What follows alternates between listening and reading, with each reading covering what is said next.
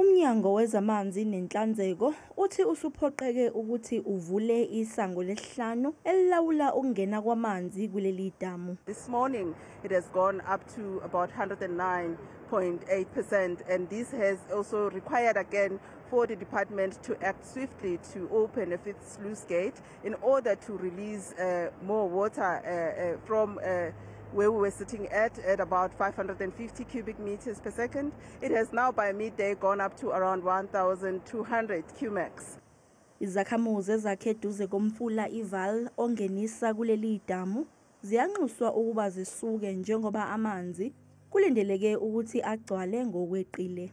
Omunye wosomabhizinisi abaseduze kwalomfula uthi nakuba ukudla izindwani kwalomfula kuheha amakhasimende amaningi kodwa kumshiya engene shi ekhikhini. Financially it would harm us a lot.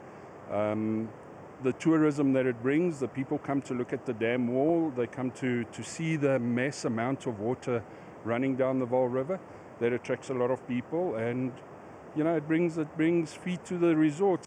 Kodwa ke ukugcwala kwaleli damu kuyizindaba ezinhle kubantu abahlala eGauteng. This is good news for us because it means that Gauteng continues to be water secured. We should not be worried about access to water for supply.